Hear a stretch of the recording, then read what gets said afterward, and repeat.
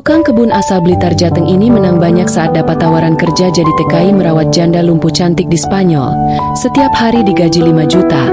Tak hanya itu, setiap malam juga dia mengaku selalu dikasih jatah oleh janda itu. Awalnya takut, tapi pria ini justru menikmatinya. Kamil duduk di Assalamualaikum warahmatullahi wabarakatuh. Kali ini Kino Motivator menyajikan sebuah kisah seorang pramugari yang mengalami kecelakaan, yang lumpuh dan udah pasrah dan tinggal tunggu mati, dan dia rela mati. Tetapi seorang pemuda TKI asal Jawa Barat menyelamatkannya dalam kesepiannya. Bagaimana kisahnya? Mari kita ikuti.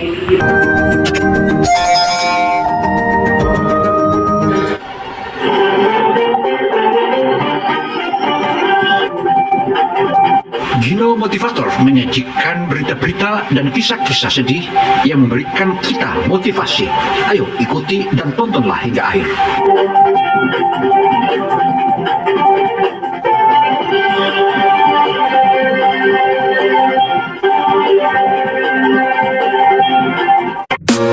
Halo semuanya, jumpa lagi dengan Gino Motivator. Mari kita saksikan. Ini, seperti biasa, saya akan membagikan sebuah kisah rumah tangga yang penuh haru dan pelajaran hidup.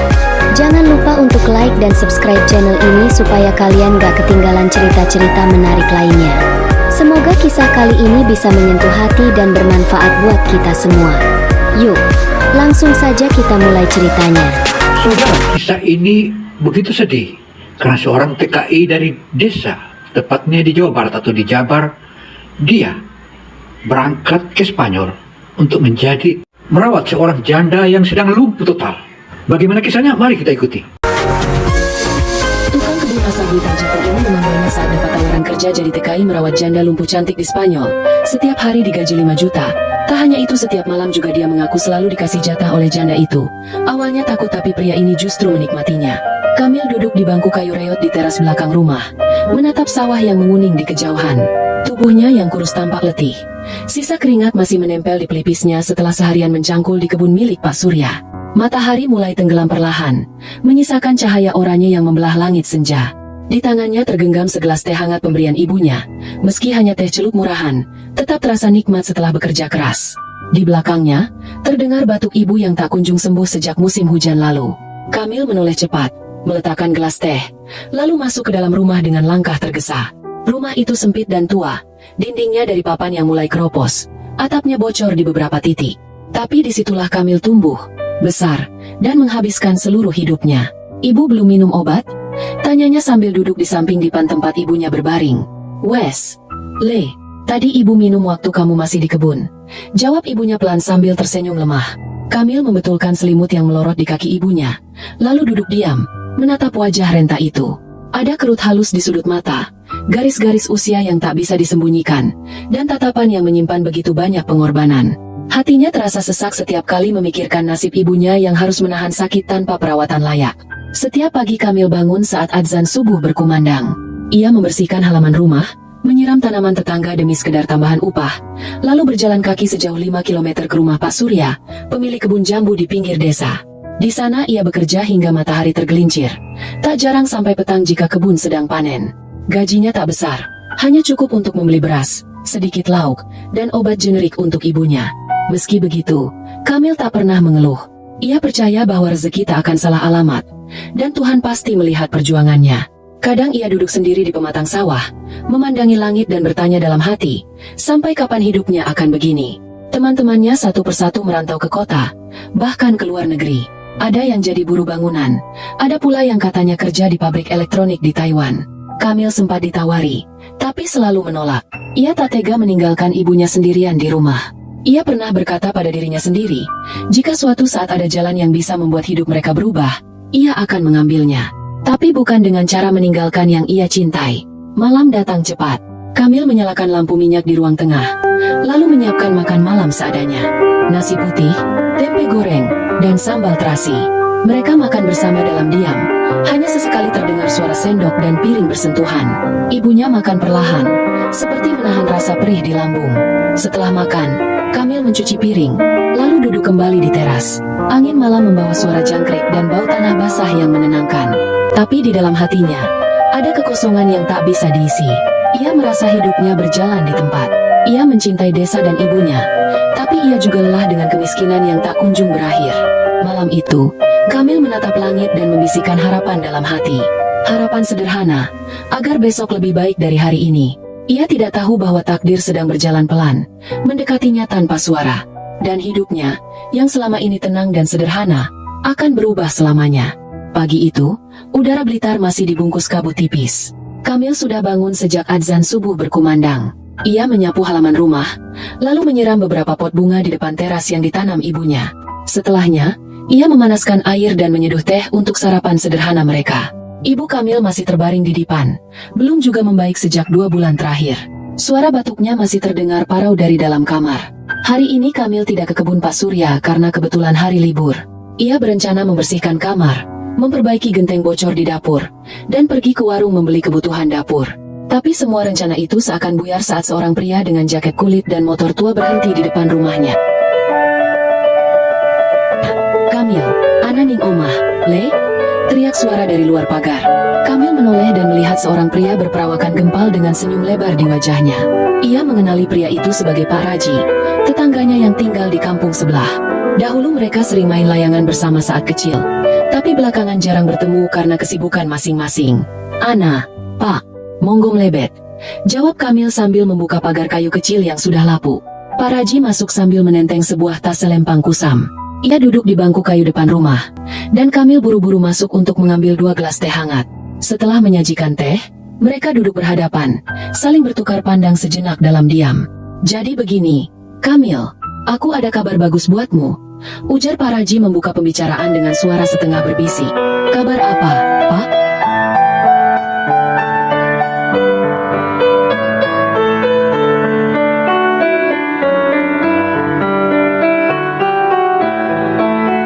Tanya Kamil penasaran. "Kerjaan, tapi bukan kerja biasa. Ini kerjaan luar negeri."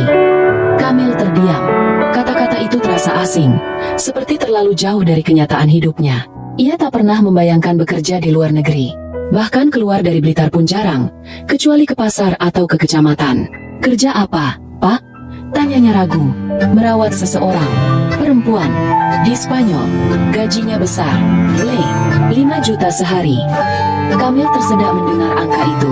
5 juta sehari, angka yang hanya pernah ia dengar di TV atau cerita orang kota. Ia menatap Pak Raji seolah tak percaya. 5 juta? Pak? Serius? Serius? Le, aku dapat info langsung dari teman di Jakarta. Dia agen resmi, punya jalur legal ke Eropa. Kliennya ini perempuan Spanyol. Katanya janda, lumpuh, tapi kaya raya. Dia lagi cari orang Indonesia yang sederhana, jujur, dan bisa dipercaya. Kamil menelan ludah. Ia belum bisa membayangkan dirinya bekerja di rumah janda Spanyol. Terlalu asing, terlalu jauh. Tapi angka 5 juta sehari terus berputar di kepalanya. Dalam sebulan, itu lebih dari 100 juta. Dalam setahun, ia bisa memperbaiki rumah, mengobati ibunya, bahkan menyimpan tabungan. "Aku ini cuma tukang kebun, Pak. Bahasa Inggris aja nggak lancar," ucapnya pelan. "Itu nggak masalah. Mereka sediakan pelatihan sebelum berangkat. Tiket ditanggung. Tempat tinggal juga disiapkan. Yang penting kamu niat dan serius. Lagian, pekerjaanmu bukan jadi perawat profesional. Lebih ke teman ngobrol dan bantu aktivitas harian. Gampang lah." Kamil memandangi tangan kasarnya sendiri. Selama ini ia bekerja dengan cangkul, sabit, dan tanah. Sekarang ia ditawari pekerjaan yang tak pernah ia impikan. Rasanya seperti mimpi yang terlalu tinggi. Tapi di sisi lain, ada harapan yang mulai menyala di dada. Ia teringat ibunya yang semakin lemah, rumah yang bocor saat hujan, dan dapur yang sering kosong. "Aku diberi waktu berapa lama buat mikir, Pak?" 2 hari saja. "Le, kalau kamu setuju, langsung kita urus dokumen dan wawancara online sama agennya. Kalau kamu nolak, ya nggak apa-apa. Tapi ini kesempatan langka. Belum tentu tahun depan masih ada." Pak Raji menepuk bahu Kamil sebelum berpamitan. Ia meninggalkan secari kertas berisi nomor kontak dan alamat email agen di Jakarta. Kamil memegang kertas itu seperti memegang selembar takdir. Saat suara motor Pak Raji menjauh, Kamil hanya bisa berdiri kaku di depan rumah, memandangi jalan tanah yang sepi. Hari itu Kamil tak mengerjakan apapun. Ia duduk diam di dekat dipan ibunya, menceritakan semuanya dengan suara pelan. Ibunya hanya terdiam, lalu menggenggam tangan Kamil. Kalau itu bisa bikin hidupmu lebih baik, dan bisa nyembuhin ibu, pergilah, Le. Ibu ikhlas. Kamil menunduk, air matanya mengalir perlahan. Ia tak pernah merasa seberat ini dalam membuat keputusan. Tapi untuk pertama kalinya dalam hidupnya, ada pintu yang terbuka. Dan mungkin, untuk bisa hidup lebih baik, ia harus melangkah ke dunia yang sama sekali baru. Malam itu, Kamil duduk sendirian di pelataran rumah. Langit Blitar cerah, dipenuhi bintang yang seolah lebih dekat dari biasanya. Tapi pikirannya jauh, melayang ke negeri yang belum pernah ia lihat. Bahkan hanya mendengar namanya dari televisi dan koran lama. Panyo, tempat yang terdengar indah dan asing sekaligus menakutkan. Kertas kecil berisi kontak agen itu ia genggam erat. Beberapa kali ia membaca ulang tulisan tangan Pak Raji, seolah berharap ada petunjuk lebih lanjut tersembunyi di antara huruf-huruf itu. Nama agennya, Bapak Gunawan, dan alamat emailnya yang terdengar profesional, gunawan.spanyol@perantaukarya.id. Di bawahnya, ada tulisan, segera hubungi, slot terbatas. Keesokan paginya, Kamil meminjam ponsel milik Pak RT untuk menghubungi nomor WhatsApp yang tertulis. Tangannya gemetar saat mengetik pesan, sederhana saja. Assalamualaikum, saya Kamil dari Blitar. Saya dapat info dari Pak Raji soal pekerjaan di Spanyol. Apakah masih tersedia? Setelah dikirim, Kamil duduk menanti balasan sambil menahan napas. Tak lama kemudian, pesan centang 2 berubah biru. Balasan datang cepat. Waalaikumsalam, Kamil. Terima kasih sudah menghubungi. Ya, lowongan masih tersedia. Silakan kirim data diri singkat, nama lengkap, usia, pendidikan terakhir, dan pengalaman kerja. Nanti saya jadwalkan interview online. Kamil membalas dengan hati-hati, menuliskan datanya satu persatu. Ia merasa canggung karena pendidikannya hanya sampai SMP dan pengalamannya hanya berkutat di kebun. Tapi ia jujur, tak ada yang ia tutupi. Ia tahu, kejujuran adalah satu-satunya modal paling berharga yang ia miliki. Beberapa jam kemudian, Pak Gunawan mengirimkan tautan video call untuk esok pagi. Kamil sontak cemas, karena ia belum pernah melakukan panggilan video.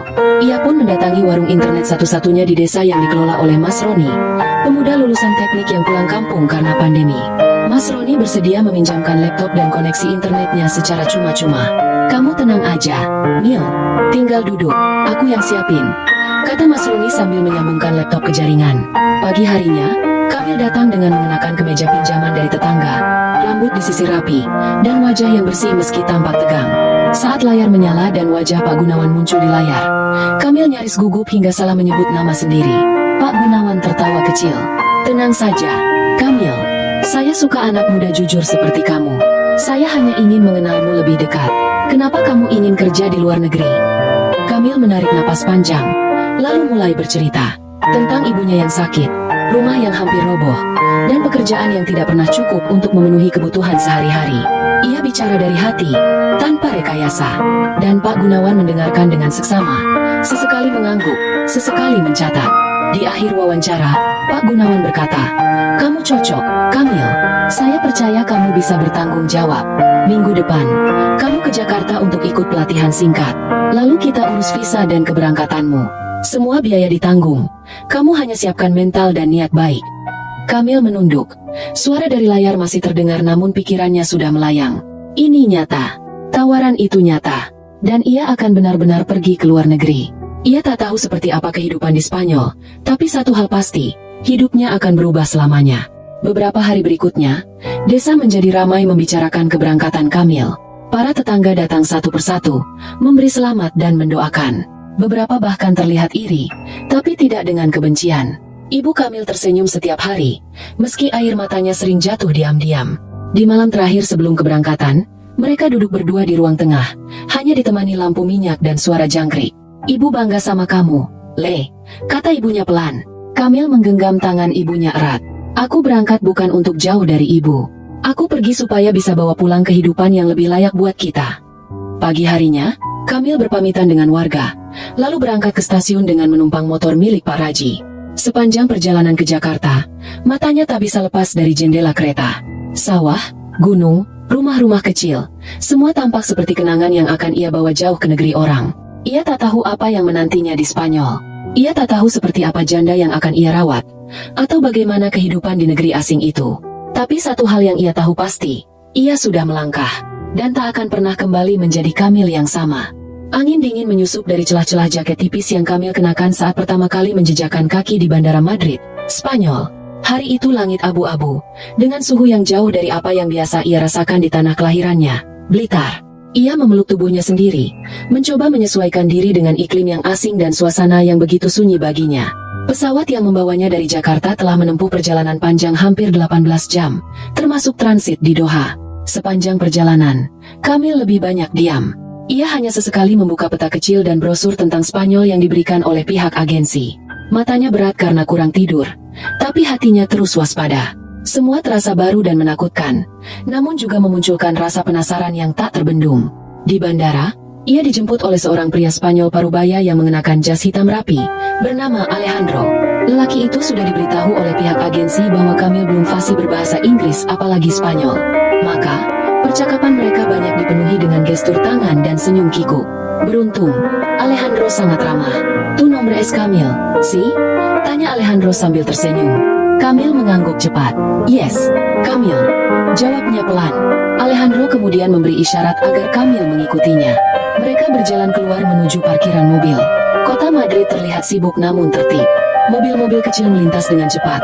Orang-orang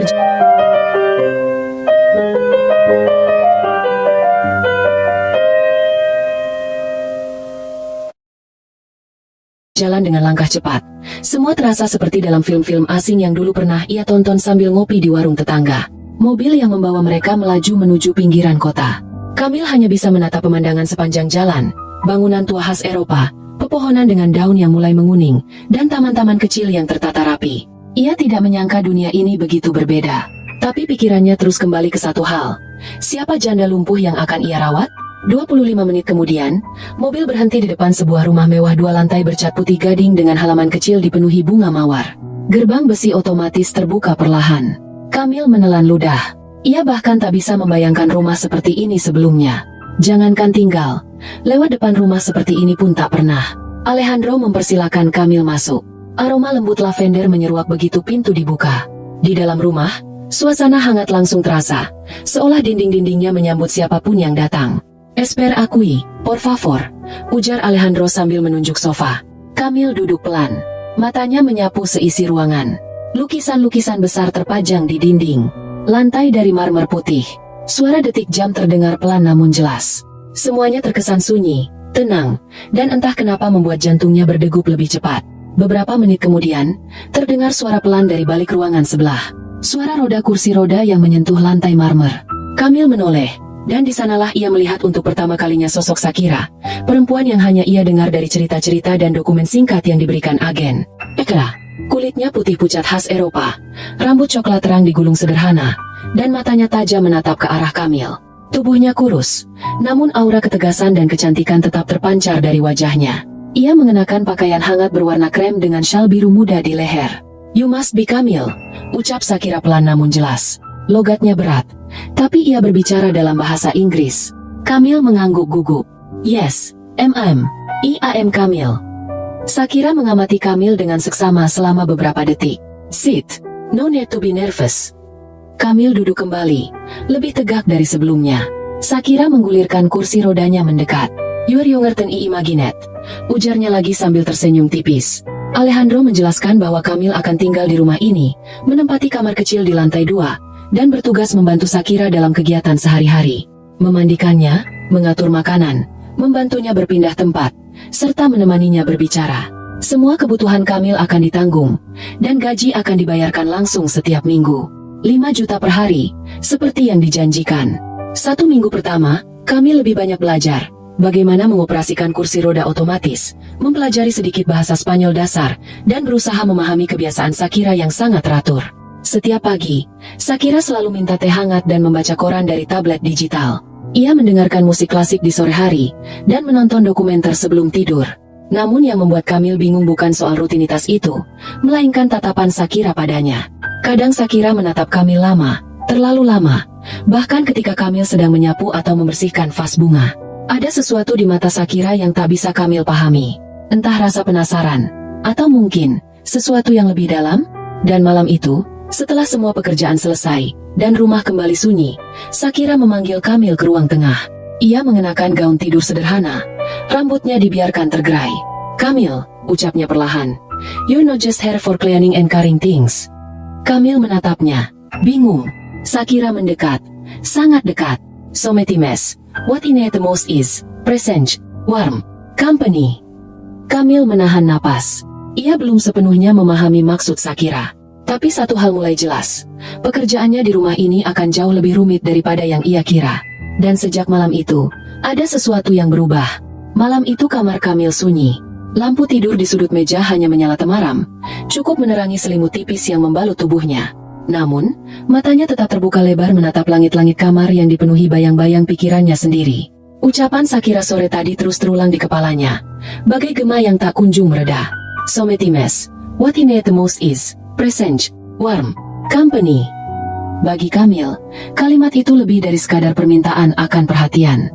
Itu seperti isyarat yang menggantung, sebuah sinyal yang samar antara kebutuhan dan keinginan. Ia bukan anak kecil yang tak tahu arah pembicaraan seseorang. Tapi ia juga bukan pria sok tahu yang berani menebak isi hati seorang perempuan asing, apalagi janda kaya yang ia rawat. Selama seminggu terakhir, memang ada hal yang terasa berbeda. Tatapan mata Shakira kini lebih lembut setiap kali menatap Kamil. Kadang, ia meminta Kamil duduk lebih lama di dekatnya setelah makan malam, hanya untuk mengobrol soal masa kecilnya di Sevilla, tentang musim panas yang selalu ia rindukan, atau tentang kehidupannya sebelum kecelakaan menimpanya. "Aku dulu penari balet," kata Shakira suatu malam, dalam bahasa Inggris yang ia usahakan sejelas mungkin. "Tubuhku ini dulunya lentur. Sekarang, aku bahkan tak bisa mengangkat tangan tanpa bantuan." Kamil terdiam, tidak tahu harus menjawab apa. Hanya sesekali ia mengangguk, sesekali ia berkata, "Isi," atau "sorry to hear that," dengan logat Jawa yang masih kuat. Tapi Shakira tidak tertawa. Ia malah terlihat nyaman. Bahkan, ia seringkali tersenyum setiap kali Kamil bicara, seolah suara Kamil membuatnya lupa akan rasa sakit di tubuhnya. Hari-hari berjalan seperti biasanya, namun suasananya perlahan berubah. Kamil menjadi lebih sering diminta memijat tangan dan bahu Shakira. Bukan karena ia ahli, tapi karena Shakira bilang ia merasa tenang jika Kamil yang melakukannya. Dan setiap kali Kamil menyentuh kulit Shakira, ada rasa hangat yang aneh menjalar ke sekujur tubuhnya. Bukan karena nafsu, tapi lebih seperti kekaguman. Suatu malam, setelah selesai membersihkan ruang tengah, Kamil sedang mencuci tangan di dapur ketika Shakira memanggilnya. "Kamil, come here for a moment," katanya dari ruangannya. Dengan cepat Kamil mengeringkan tangannya dan berjalan menuju kamar Shakira. Pintu kamar terbuka, dan Shakira sudah duduk di ranjang dengan posisi bersandar pada bantal besar. Ia mengenakan baju tidur berwarna abu-abu dengan selimut menutupi bagian bawah tubuhnya. "Could you help me fix this?" tanyanya sambil menunjuk rambutnya yang kusut. Kamil mendekat, mengambil sisir dari meja kecil di samping tempat tidur. Tangannya sedikit gemetar saat menyentuh helai rambut Shakira. Aroma sabun khas wanita Eropa menyelinap ke hidungnya, membuat dadanya terasa berdebar. Ia menyisir perlahan, berhati-hati agar tidak menyakiti kulit kepala Shakira. "You're gentle," ucap Shakira tiba-tiba. Kamil mengangguk pelan. "I try to be." Shakira menoleh sedikit, memandang Kamil dari sudut matanya. "Do you miss your country?" "Very much," jawab Kamil. "But I want to help my mother. That's why I come here." Shakira terdiam sesaat, lalu bertanya pelan, "And do you think you can also help me feel alive again?" Kamil terpaku. Ia tak langsung menjawab. Kata-kata itu terlalu berat untuk dipahami saat itu juga. Tapi dari raut wajah Shakira, dari getar suaranya yang nyaris tenggelam oleh kesunyian malam, ia tahu, Shakira sedang berjuang untuk mempertahankan harga dirinya. Seorang wanita yang dulu penuh energi, kini hanya bisa mengandalkan bantuan. Dan ia merasa malu untuk meminta lebih. Malam itu, sebelum meninggalkan kamar Shakira, Kamil hanya berkata pelan, "I will do my best."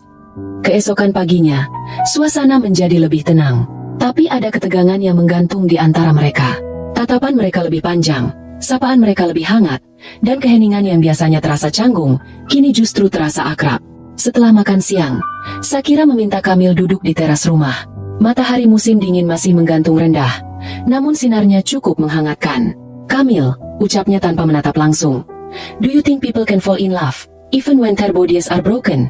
Pertanyaan itu membuat Kamil terdiam lama. Ia menunduk, menatap lantai batu abu-abu yang dipenuhi daun-daun gugur. "Saya pikir cinta bukan soal tubuh," jawabnya pelan. "Kalau hanya soal tubuh, mungkin cinta bisa habis. Tapi kalau soal hati, mungkin cinta justru tumbuh dari luka. Sakira tersenyum kecil. Air matanya menggantung di ujung matanya. Ia tak berkata apa-apa lagi siang itu.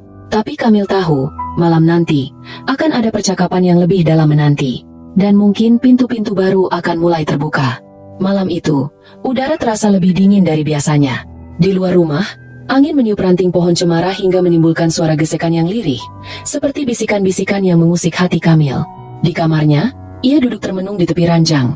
Tangannya meremas-remas ujung selimut sambil menatap kosong ke lantai. Kalimat demi kalimat dari Sakira masih terus terngiang di benaknya. Pertanyaan-pertanyaan yang mengusik dan meninggalkan tanda tanya besar di lubuk hatinya. Do you think people can fall in love, even when their bodies are broken? Pertanyaan itu bukan sekadar curahan perasaan, bukan pula basa-basi untuk mengisi kekosongan percakapan. Itu adalah sinyal. Sinyal dari seorang perempuan yang mulai membuka hatinya. Dan di balik sinyal itu, Kamil mulai menyadari sesuatu yang membuat napasnya tertahan. Ada getaran yang juga tumbuh dalam dirinya. Sudah hampir 2 minggu ia tinggal di rumah Sakira. 2 minggu yang terasa seperti sebuah kehidupan baru. Segala sesuatu yang dulu asing kini menjadi rutinitas. Ia tahu jam berapa Sakira ingin teh hangat, kapan ia butuh dibantu memutar tubuhnya, atau kapan suasana hatinya sedang murung. Ia mulai hafal gerak alis Sakira ketika sedang kecewa, atau senyum kecilnya ketika merasa nyaman. Tapi hari ini, ada yang berbeda. Setelah makan malam, Sakira tidak langsung kembali ke kamarnya seperti biasanya. Ia justru meminta Kamil duduk bersamanya di ruang baca. Di ruangan itu, terdapat rak-rak besar penuh buku berbahasa Spanyol dan Inggris, dan di tengahnya ada sofa panjang berbahan beludru merah marun.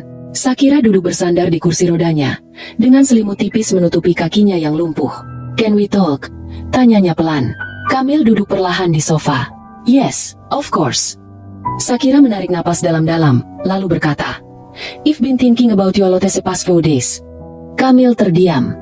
Matanya menatap Sakira, mencoba membaca maksud di balik kata-katanya. You're very different from the other caregivers I've had. Lanjut Sakira. You don't just do what's written in the contract. You care. You listen. Kamil mengangguk pelan, belum berani bicara. Ia merasa dadanya mulai sesak, bukan karena gugup, tapi karena ada sesuatu yang tertahan di dalamnya. Sesuatu yang sudah lama ingin ia ucapkan, tapi belum punya keberanian. Aku tidak tahu kenapa, Kamil akhirnya berkata dengan suara rendah. Tapi saya juga merasa nyaman di dekat Anda. Saya merasa, saya bukan hanya bekerja di sini. Saya merasa saya hidup. Sakira menatapnya lama. Ada air mata di pelupuk matanya. Tapi ia tahan agar tidak jatuh. Tangyo, Kamil, that means more than you know. Sunyi menyelimuti mereka selama beberapa menit.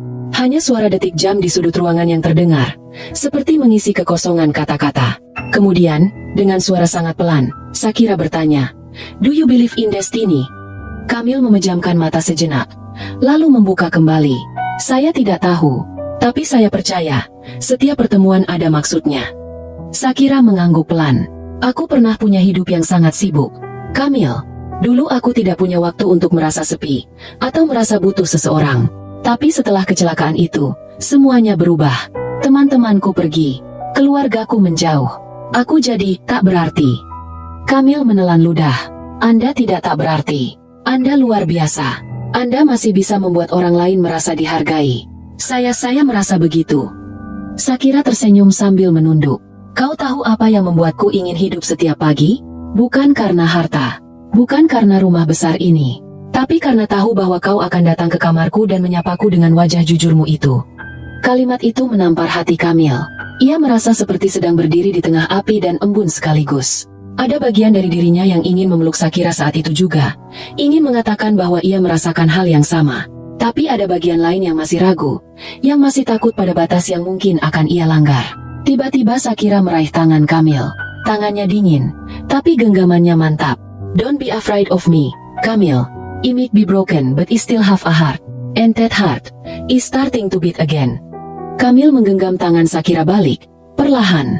Ia tidak mengatakan apa-apa, karena kata-kata tak cukup untuk menggambarkan apa yang ia rasakan. Tapi dari genggaman itu, Sakira tahu, ia tidak sendirian lagi. Malam itu, sebelum kembali ke kamarnya, Kamil menoleh sekali lagi ke arah Sakira. Perempuan itu masih duduk di kursi rodanya, memandangi jendela, seolah sedang berbicara pada bintang-bintang. Dan di dada Kamil, sesuatu mulai tumbuh. Sebuah perasaan yang dulu asing baginya. Perasaan yang membuatnya takut, namun juga ingin ia pertahankan. Mungkin benar kata Shakira, tak semua cinta butuh tubuh yang sempurna. Kadang, cinta justru tumbuh dari luka-luka yang tak terlihat. Dan kini, Kamil tak bisa lagi menyangkal, hatinya mulai goyah. Langit di Spanyol saat itu mulai berganti warna. Matahari mulai turun perlahan, menyisakan semburat jingga di balik pepohonan yang berjejer rapi di halaman belakang rumah. Angin musim dingin berhembus lembut, menerpa daun-daun yang jatuh berguguran, menciptakan kesunyian yang indah. Di balik jendela kaca besar di ruang tamu, Kamil duduk termenung. Secangkir kopi di tangannya sudah dingin sejak tadi. Matanya menatap lurus keluar, tapi pikirannya melayang jauh, ke Indonesia, ke kampung halamannya di Blitar, dan ke satu nama yang kini makin membuat dadanya sesak, Shakira. Beberapa malam terakhir telah mengubah banyak hal. Hubungan mereka tak lagi sekadar antara pekerja dan majikan. Ada kehangatan yang tumbuh, ada kenyamanan yang sulit dijelaskan. Tapi justru karena itulah, Kamil merasa hatinya mulai gelisah. Ia takut jika perasaannya salah arah. Takut jika yang ia rasakan bukan cinta, melainkan iba. Dan lebih dari itu, takut jika dunia luar tahu dan menghakiminya. Tiba-tiba, ponsel tua miliknya bergetar. Layar retaknya menyala, memperlihatkan satu nama yang begitu ia kenal, Ibu. Kamil buru-buru menjawab, beranjak ke sudut ruangan agar tak terdengar oleh siapapun. Assalamualaikum, Bu. Waalaikumsalam, Le. Piye kabarmu? Sehat? Suara ibunya terdengar pelan, tapi penuh harap. Alhamdulillah sehat, Bu. Ibu piye kabarnya? Yo begini, Le. Sawah wes diurus paklikmu. Tapi, ibu cuma pengin kowe pulang lek wes yeso. Mbok yo istirahat. Kerja terus, kerja terus. Kamil terdiam. Ada rasa bersalah yang tiba-tiba merayap. Ibu, ucapnya pelan. Saiki Kamil durung yeso pulang. Gajiku gede, Bu. Setiap bulan tak kirim. Mbok sabar sek. Di ujung telepon, ibunya menghela napas. Ibu ngerti, Le. Tapi atimu iku yo penting. Nek kowe kerja ning omahe janda, yo ojo sampai keterusan, Le. Kalimat itu membuat Kamil membeku. Ia terdiam cukup lama sebelum berkata, maksud ibu piye? Kowe ngerti maksud ibu, Le. Ati-ati. Nek kowe melu perasaan, terus ono apa-apa, sopo seng rugi? Ibu ora pengin anakmu nandang lara mergo urusan ati. Suara ibunya menggema lama setelah telepon ditutup.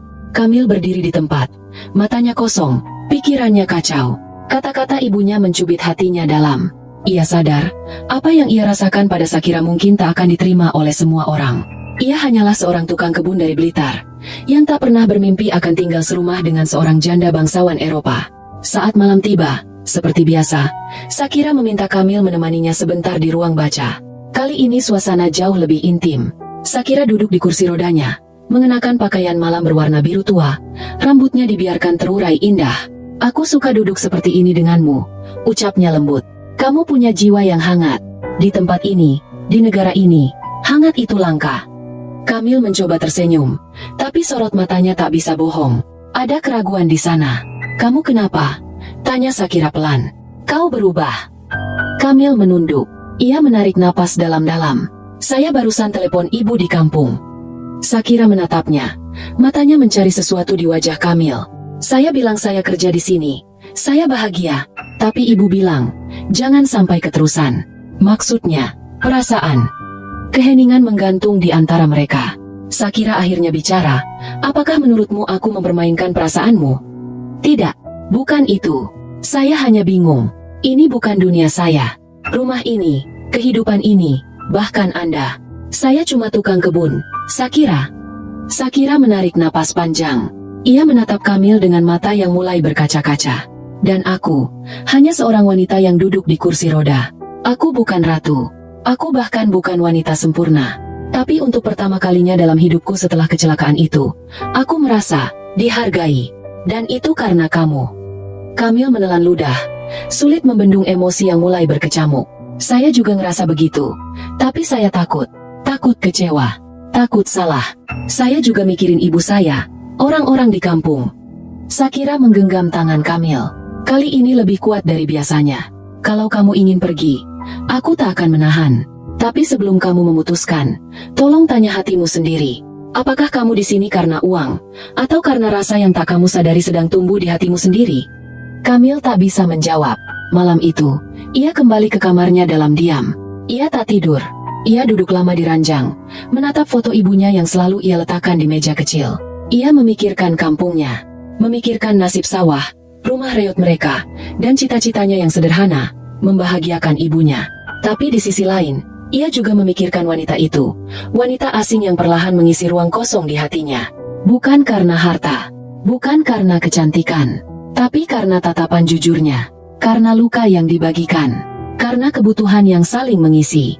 Dan malam itu, untuk pertama kalinya, Kamil bertanya sungguh-sungguh pada dirinya sendiri. Apa yang sebenarnya aku cari di sini? Uang? Atau seseorang yang melihat aku lebih dari sekadar tukang kebun? Pagi di Spanyol selalu datang dengan tenang. Matahari merayap perlahan dari balik pegunungan, menyoroti jendela-jendela kaca rumah Shakira dengan sinar keemasan yang hangat. Suasana terasa hening, seakan dunia ikut diam ketika hati sedang dilanda kebimbangan. Kamil berdiri lama di depan wastafel kamar mandinya. Air mengalir pelan dari keran, membasahi wajahnya yang lesu. Tatapannya tertuju pada cermin, tapi yang ia lihat bukan dirinya, melainkan laki-laki yang sedang terjebak antara tanggung jawab dan perasaan. Hari itu, entah mengapa, langkahnya terasa berat. Ia berjalan perlahan menuju kamar Shakira, membawakan teh hangat seperti biasa. Tapi jantungnya berdetak lebih cepat saat mendekati pintu. Ia belum siap bertemu lagi. Belum siap menatap mata perempuan yang semalam menggenggam tangannya begitu erat, mengungkapkan perasaan yang selama ini mereka sembunyikan dalam senyuman dan diam. Saat pintu kamar terbuka, Shakira sudah duduk di kursi rodanya, menatap keluar jendela. Ia mengenakan pakaian putih sederhana, rambutnya disisir rapi, dan di tangannya ada sebuah buku yang belum dibuka. "Kamil," katanya pelan, tanpa menoleh. "Pagi, Nona. Tehnya sudah saya siapkan." Kamil meletakkan cangkir itu di meja kecil di sebelahnya. Ia mencoba bersikap biasa, namun suaranya terdengar sedikit bergetar. Shakira menoleh perlahan. "Kau tidak tidur semalam, ya?" Kamil hanya mengangguk singkat, lalu duduk di kursi kayu di pojok ruangan. "Kamu takut?" tanya Shakira tiba-tiba. Pertanyaan itu langsung menohok jantung Kamil. Ia tak segera menjawab. Ia hanya menunduk, menatap lantai kayu di bawah kakinya. "Saya tidak tahu harus menjawab apa," ucapnya akhirnya. "Yang saya tahu, saya tidak ingin menyakiti siapapun, termasuk Anda. Dan ibu saya di rumah." Shakira menghela napas. Ia mengarahkan kursi rodanya mendekati Kamil.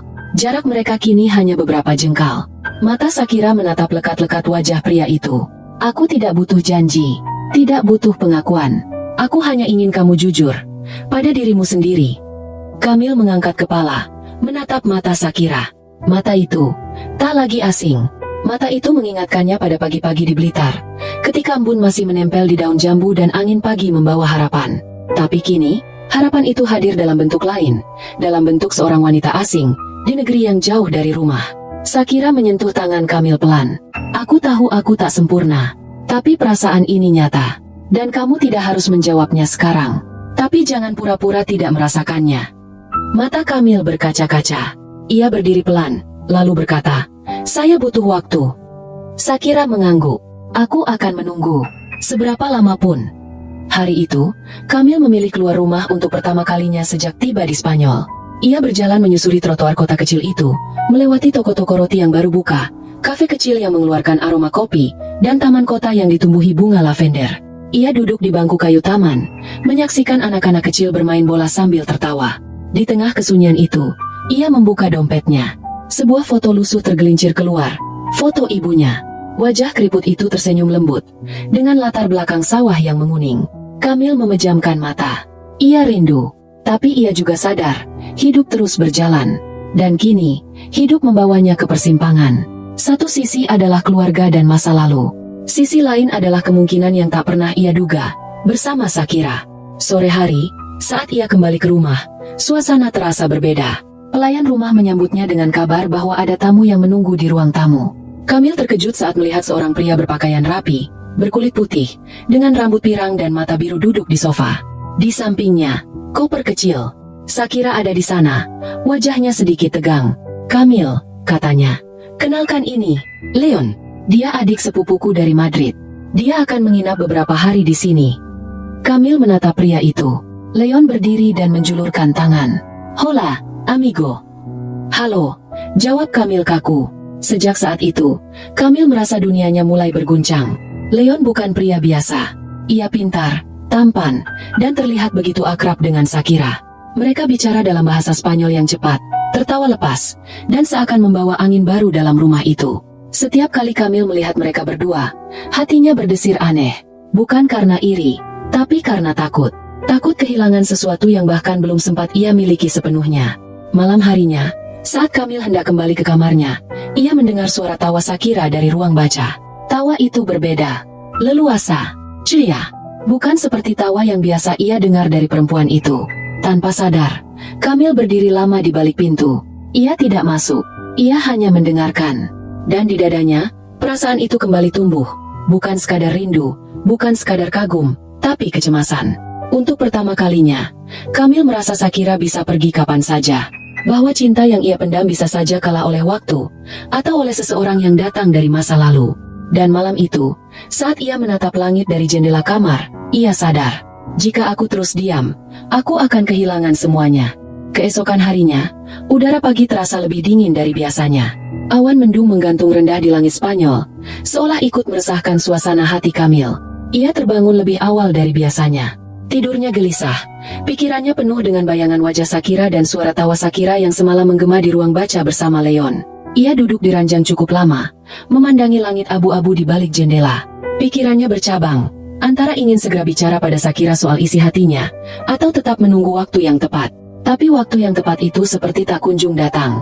Justru sekarang, waktu seperti mulai mengambil jaraknya sendiri. Sejak Leon datang, semua terasa berubah. Ketika Kamil keluar kamar dan menuju dapur, ia melihat Leon sedang duduk di meja makan sambil menyeruput kopi. Shakira berdiri di sampingnya, mengenakan gaun longgar warna krem, rambutnya diikat ke samping, dan senyumnya pagi itu bukan senyum yang sama yang biasa ia berikan pada Kamil. "Halo, Kamil," sapa Shakira hangat. Kamil berusaha tersenyum. "Selamat pagi." Leon berdiri dan menepuk bahu Kamil dengan akrab. "Kau tahu, Shakira bilang kamu sangat cekatan. Bahkan katanya rumah ini terasa lebih hidup sejak kamu ada."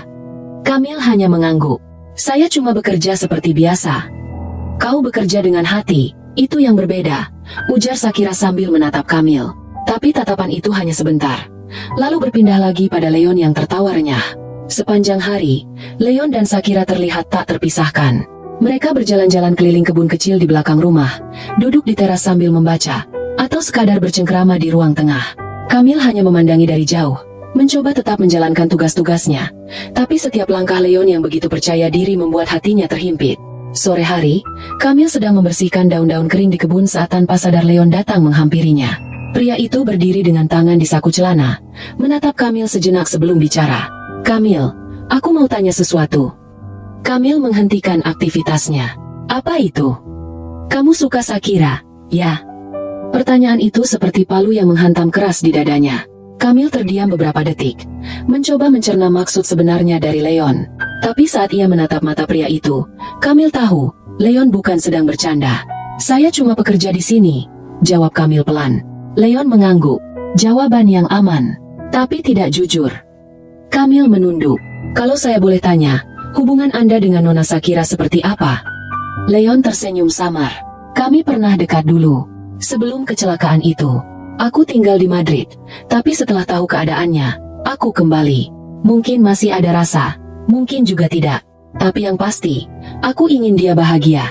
Dan kalau kamu memang ada di hatinya, kamu harus berani berdiri di depan.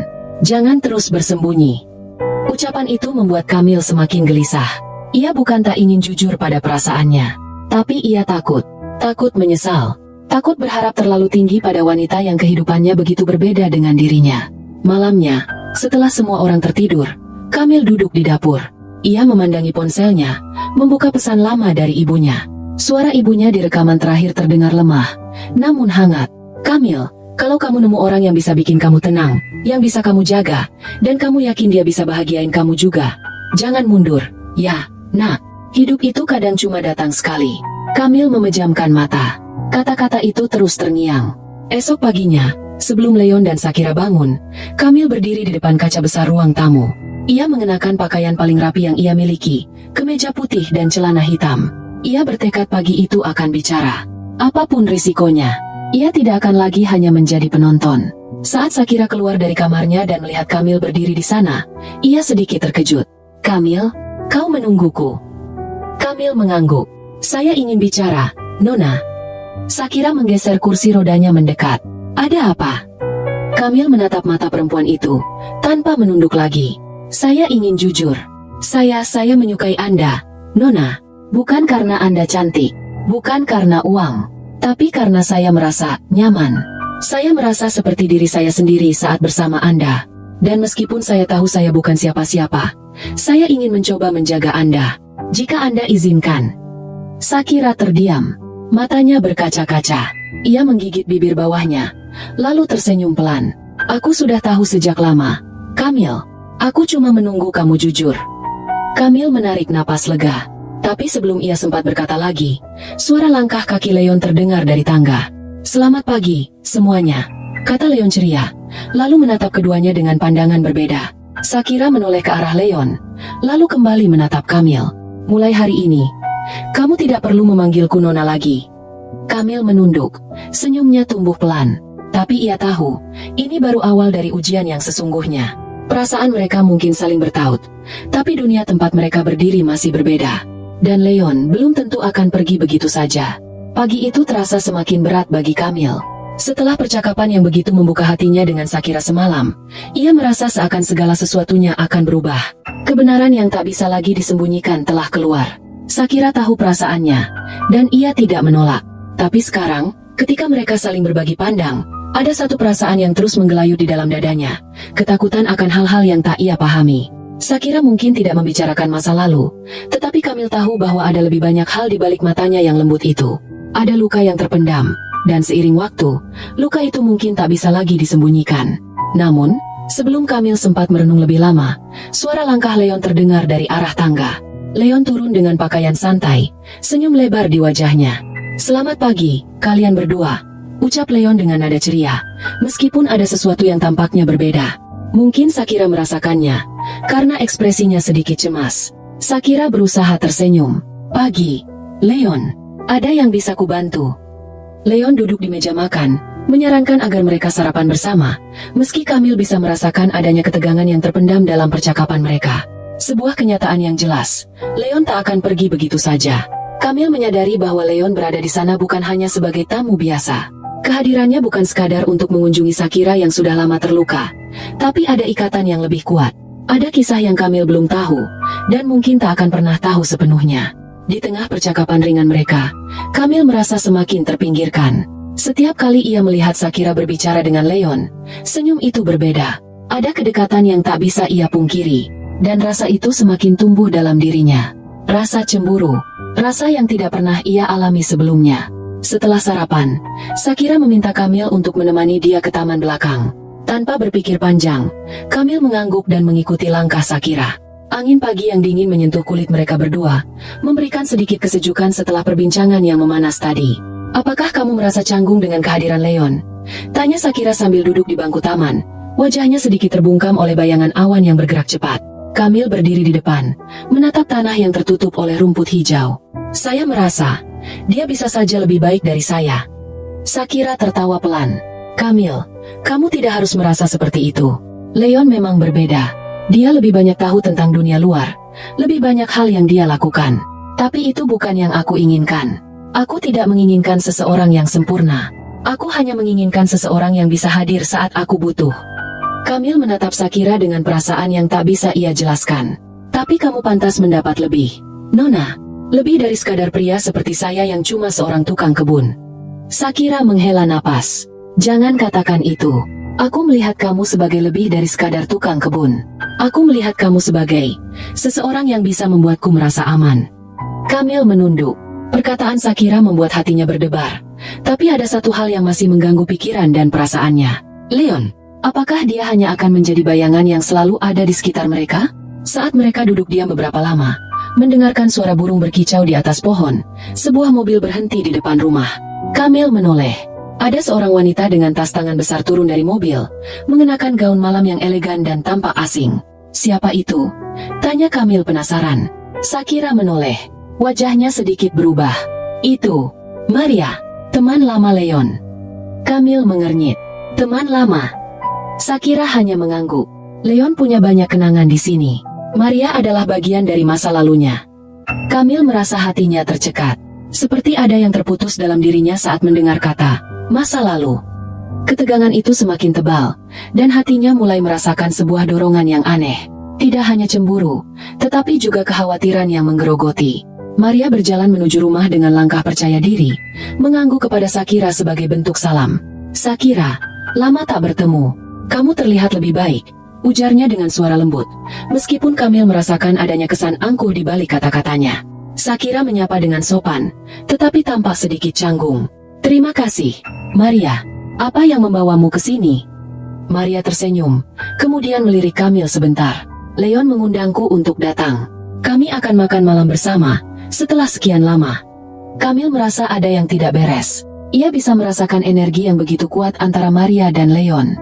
Hubungan yang tidak hanya berakar pada masa lalu, tetapi juga memiliki pengaruh besar pada keadaan saat ini. Sementara itu, Kamil mulai menyadari bahwa posisinya semakin terdesak. Setelah beberapa percakapan ringan yang penuh dengan kesan formalitas, Maria akhirnya duduk di meja makan, dan Leon segera bergabung. Kamil berdiri di samping, mengamati bagaimana Shakira terlihat lebih jauh dari dirinya.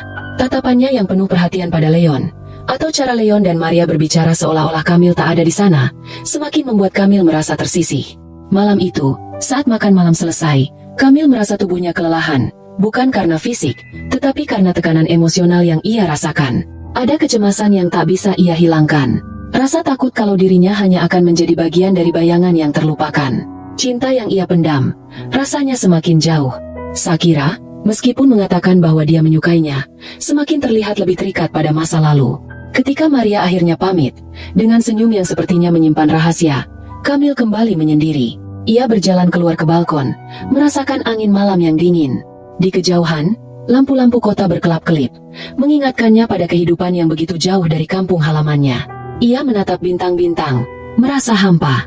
Sambil memegang dada, ia berbisik pelan pada dirinya sendiri. "Apakah aku akan cukup kuat untuk menghadapi semua ini?" Pagi itu, Kamil merasa seakan waktu berjalan lebih lambat dari biasanya. Hembusan angin dari luar terasa lebih dingin, seolah membawa pesan dari alam bahwa perubahan akan segera terjadi.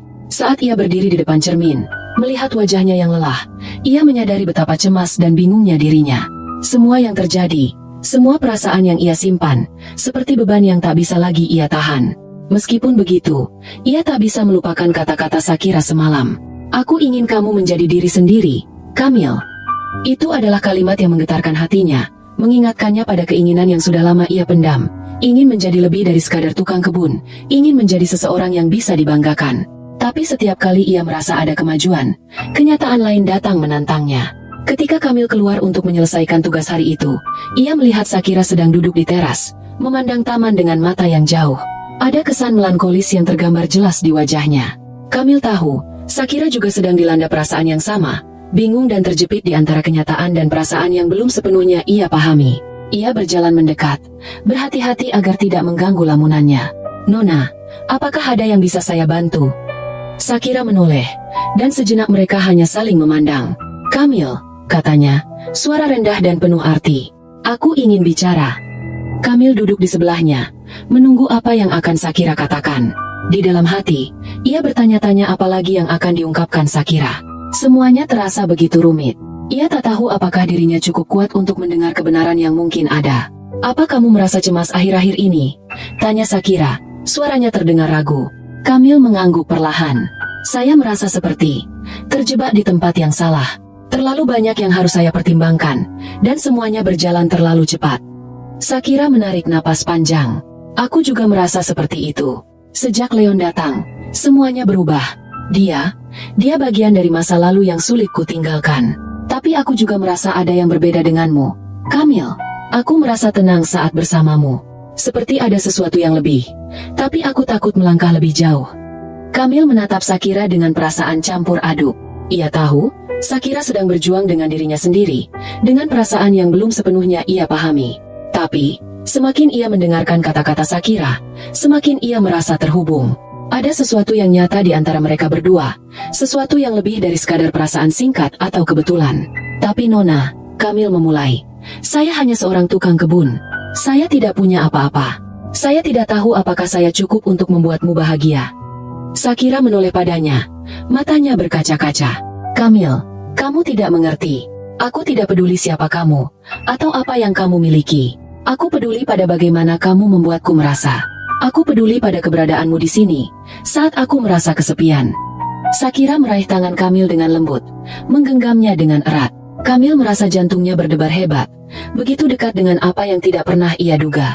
Ia ingin sekali melepaskan semua keraguannya, tetapi saat itu, suara langkah kaki Leon terdengar mendekat, dan keduanya terdiam sejenak. Leon muncul di pintu teras, dan suasana menjadi tegang dalam sekejap.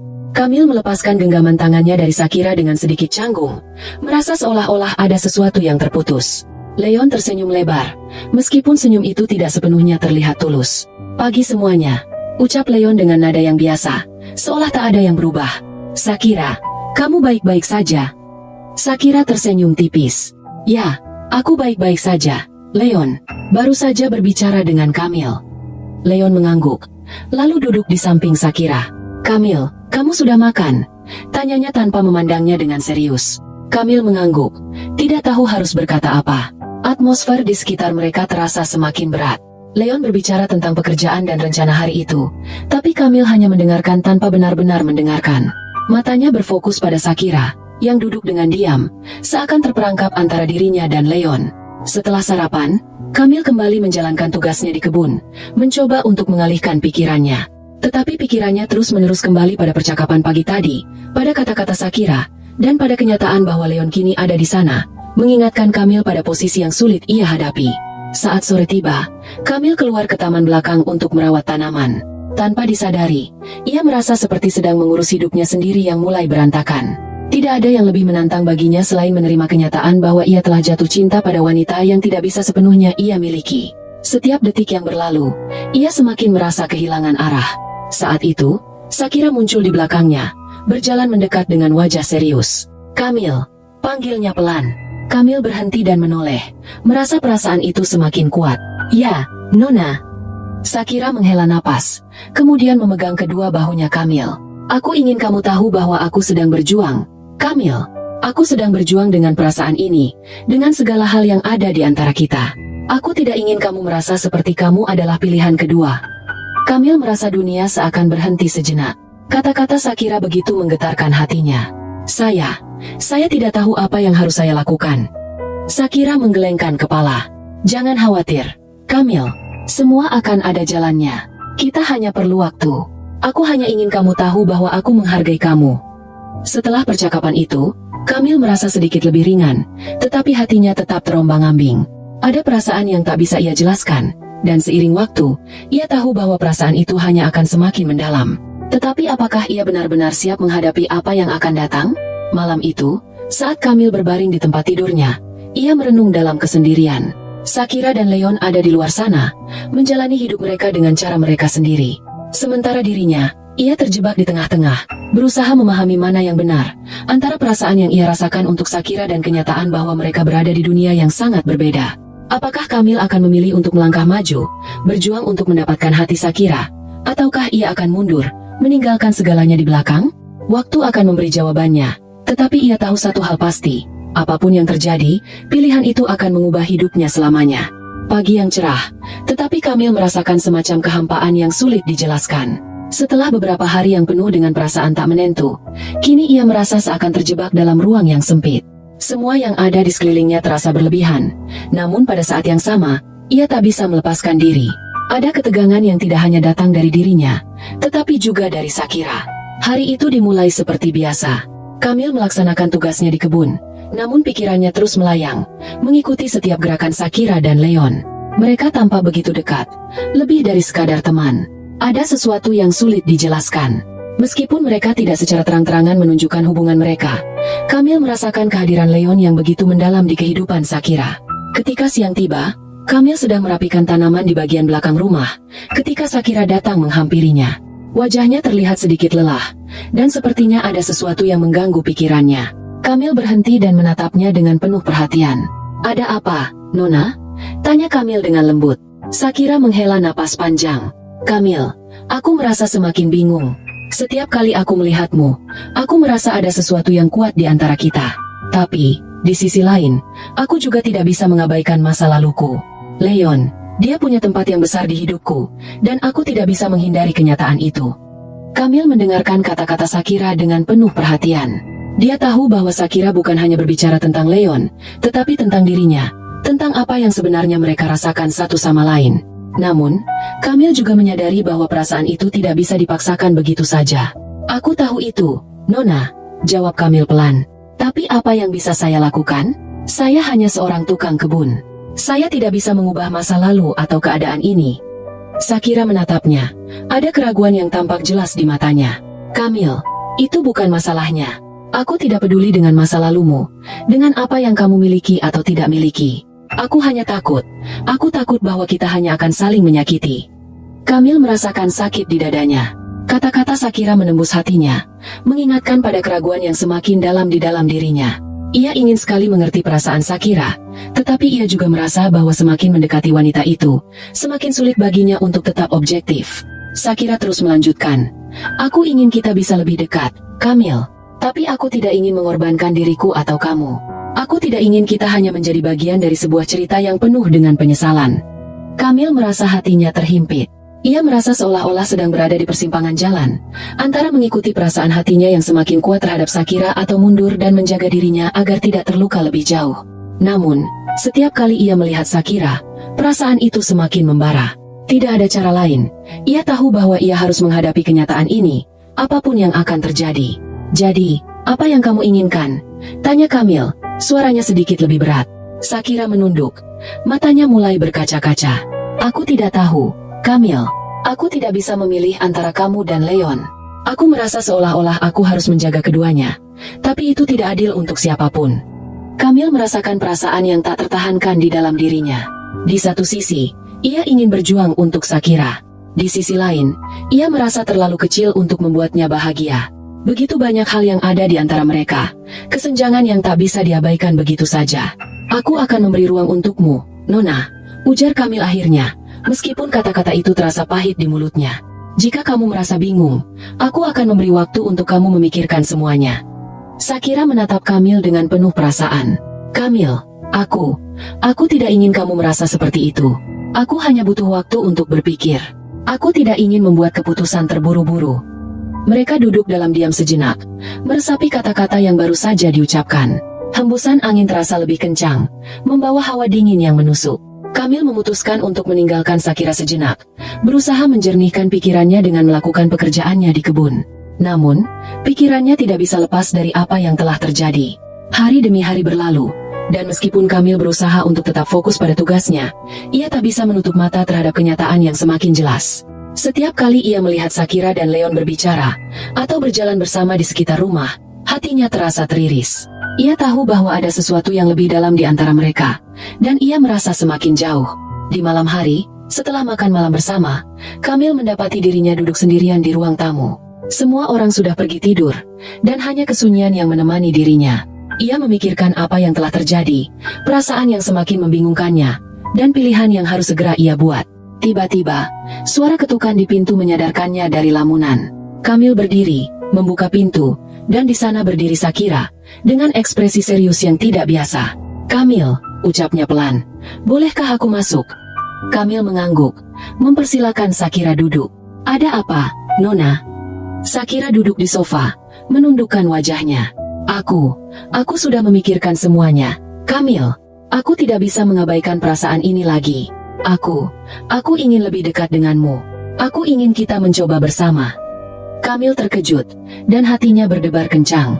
Kata-kata Shakira seperti angin segar yang masuk ke dalam hatinya yang sempat terhimpit oleh keraguan. Tetapi, ada juga ketakutan yang muncul. Ketakutan akan apa yang akan terjadi jika mereka melangkah lebih jauh, dan jika keputusan ini malah membawa lebih banyak luka. "Apakah kamu yakin, Nona?" tanya Kamil dengan hati-hati, matanya mencari kepastian di wajah Shakira. Shakira menatapnya dengan serius. "Aku yakin, Kamil. Aku tidak ingin meragu lagi. Aku tidak ingin kita terus hidup dalam kebingunganku. Aku ingin mencoba." Kamil menggenggam tangan Shakira, merasa bahwa inilah momen yang telah lama ia tunggu, meskipun ada ketakutan yang mengiringinya. Ia tahu bahwa keputusan ini bukan tanpa konsekuensi, tetapi ia juga tahu bahwa ia tak bisa mengabaikan perasaan yang telah tumbuh di dalam dirinya. "Jika ini yang kamu inginkan, Nona," kata Kamil dengan suara penuh tekad, "saya akan berjuang untukmu. Saya tidak akan mundur." Shakira tersenyum, Dan dalam senyuman itu, Kamil merasa ada harapan baru yang mulai tumbuh. Namun, ia juga tahu bahwa perjalanan mereka tidak akan mudah. Ada banyak hal yang harus mereka hadapi, dan banyak tantangan yang harus mereka lalui bersama. Tetapi satu hal yang pasti, mereka berdua akhirnya memutuskan untuk mengambil langkah pertama menuju sesuatu yang lebih besar dari sekadar perasaan semata. Hari-hari setelah malam itu berjalan dengan tenang, tapi juga penuh kehati-hatian. Sejak Shakira menyatakan perasaannya, hubungan antara dia dan Kamil mulai berubah. Tidak lagi sebatas hubungan pekerja dan majikan. Ada kehangatan baru dalam setiap percakapan.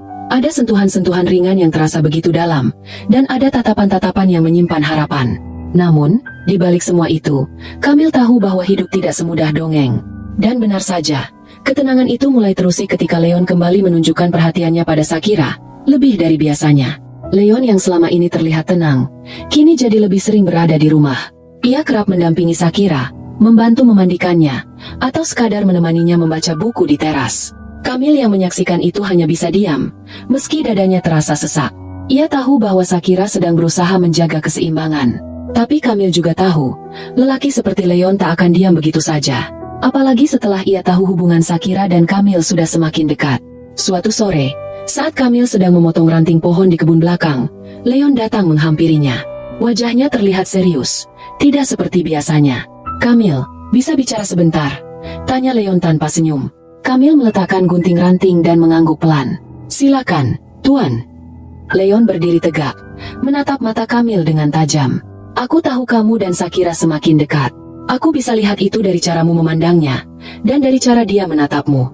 Kamil tidak menjawab. Ia hanya diam, menunggu kelanjutan dari kalimat Leon. "Aku tidak ingin menyakiti siapapun," lanjut Leon. "Tapi kamu harus tahu satu hal, Kamil. Shakira bukan perempuan biasa. Dia bukan hanya cantik dan kaya. Dia juga punya luka yang dalam, trauma yang tak mudah disembuhkan. Dan kamu mungkin hanya membawanya pada luka yang baru." Kamil mengangkat wajahnya. "Saya tidak pernah berniat menyakiti Nona Shakira, Tuan. Saya hanya ingin menjaganya. Dia yang membuka pintu perasaan ini, bukan saya yang memaksakan." Leon tersenyum miring. "Kamu terlalu naif, Kamil. Dunia Shakira bukan dunia kamu. Kamu pikir dia benar-benar akan bisa hidup denganmu? Beradaptasi dengan hidupmu yang serba sederhana? Kamu kira dia akan tetap mencintaimu setelah semua luka itu terbuka?" Kamil merasa hatinya tertusuk, tapi ia tidak ingin terpancing emosi. Ia menarik napas panjang. "Saya tidak tahu apa yang akan terjadi besok atau lusa. Tapi hari ini, saya tahu saya ingin berada di sisinya. Kalau itu salah, biarlah waktu yang buktikan," jawab Kamil tenang. Leon menatap Kamil dalam-dalam, lalu berbalik pergi tanpa sepatah kata pun, meninggalkan Kamil dengan ribuan pertanyaan dan keraguan yang makin memenuhi pikirannya. Malam itu, Shakira meminta Kamil menemaninya di ruang baca. Mereka duduk berdampingan di sofa, sementara angin malam dari jendela terbuka membawa hawa dingin yang menenangkan. Shakira mengenakan selimut tebal, dan Kamil duduk dekat, menggenggam tangannya. "Aku tahu kamu bertemu dengan Leon tadi," kata Shakira pelan. Kamil menoleh. "Dia hanya bicara sebentar." "Apa dia mengancammu?" Kamil menggeleng. "Tidak, tapi dia mengingatkanku bahwa hubungan kita bisa membuat kamu terluka." Shakira terdiam. Lalu, setelah beberapa saat, ia berkata, "Kamil, aku ingin kamu tahu bahwa masa laluku tidak semudah yang kamu kira. Leon bukan hanya sahabat. Dia pernah menjadi bagian penting dari hidupku, sebelum aku mengalami kecelakaan itu." Kamil menunduk.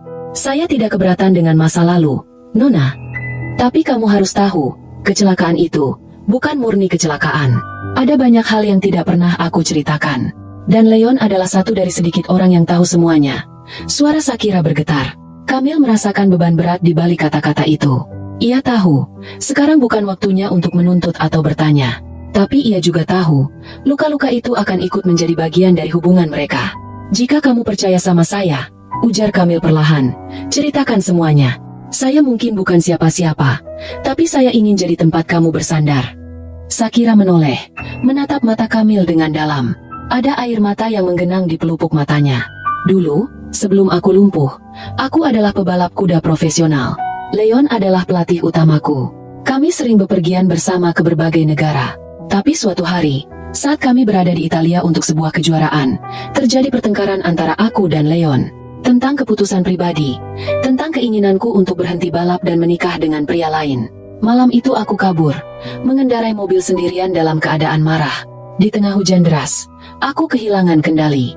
Mobilku terjun ke jurang. Kamil terdiam, nafasnya tertahan. Cerita itu begitu mengejutkan. Aku tahu itu salahku. Tapi sampai sekarang, aku tak pernah tahu apakah Leon sengaja membiarkanku pergi malam itu, atau dia tidak peduli. Aku tidak pernah menanyakan padanya. Dan sejak saat itu, hidupku berubah total. Kamil meremas lembut tangan Shakira. Nona, saya di sini. Saya tidak akan kemana-mana. Shakira menangis dalam pelukan Kamil malam itu. Tangis yang bukan hanya karena luka masa lalu, tapi juga karena rasa lega. Untuk pertama kalinya setelah sekian lama, ia merasa seseorang benar-benar mendengarkannya tanpa menghakimi. Namun, saat cinta mereka mulai tumbuh dalam ruang luka yang masih terbuka, bayang-bayang masa lalu mulai datang lebih nyata. Bukan hanya dari Leon, tapi dari keluarga Shakira di Spanyol yang ternyata mulai mencium perubahan dalam kehidupan putri mereka. Satu malam, telepon rumah berdering. Shakira menjawab dengan wajah gugup. Setelah pembicaraan panjang, ia duduk terdiam dengan ekspresi tegang. Kamil, katanya pelan, ayahku akan datang minggu depan. Dia ingin bertemu, dan dia tidak tahu apapun tentang kamu. Kamil menatap Shakira dengan campuran takut dan bingung. Kalau begitu, ujar Kamil perlahan, biarkan saya bersiap jadi pria yang pantas untuk dikenalkan. Hanya tinggal 5 hari sebelum kedatangan ayah Shakira ke rumah besar yang mereka tinggali. 5 hari yang terasa seperti 5 minggu bagi Kamil. Jantungnya berdebar setiap kali membayangkan sosok ayah dari perempuan yang kini begitu ia cintai. Bukan hanya karena perbedaan status, tapi karena ia tahu, apapun yang dikatakan orang tua, bisa menjadi palu pemutus atau penyatu. Shakira sendiri sejak menerima kabar itu tampak berubah. Ia lebih sering melamun, lebih pendiam, dan cenderung cepat tersinggung. Beberapa kali Kamil mencoba menenangkannya, tapi perempuan itu hanya menatapnya dan berkata, "Kamu belum tahu siapa ayahku." Kamil tak menanggapi dengan kata-kata. Ia tahu Shakira sedang bergulat dengan sesuatu yang lebih dalam dari yang tampak di permukaan. Ia hanya memilih untuk menemani, berada di dekatnya sebanyak mungkin. Pagi hari saat Kamil menyiram bunga di taman depan, Shakira memanggilnya dari jendela kamar lantai 2. Rambutnya dikuncir setengah, dengan piyama tipis berwarna krem. Wajahnya pucat namun tetap memancarkan kecantikan khas yang membuat Kamil diam-diam terdiam. "Kamil, kamu bisa bantu aku siapkan makan siang nanti? Ayah akan tiba jam 1. Kamil meneguk ludah pelan. "Iya, Nona." Shakira tersenyum tipis. "Jangan panggil aku Nona hari ini. Panggil aku, seperti biasa. Seperti ketika kita bicara sebelum tidur." Kamil mengangguk pelan. "Baik, Shakira." Menjelang tengah hari, meja makan besar di ruang utama telah dipenuhi berbagai masakan khas Spanyol, paella, tortilla espanola, dan empanada. Semuanya hasil kerjasama Shakira dan Kamil dengan bantuan seorang koki panggilan. Shakira ingin semuanya terlihat sempurna. Bahkan posisi serbet di samping piring pun ia rapikan berkali-kali, walau tangannya terus gemetar. Pukul 1 tepat, suara deru mobil terdengar di halaman depan.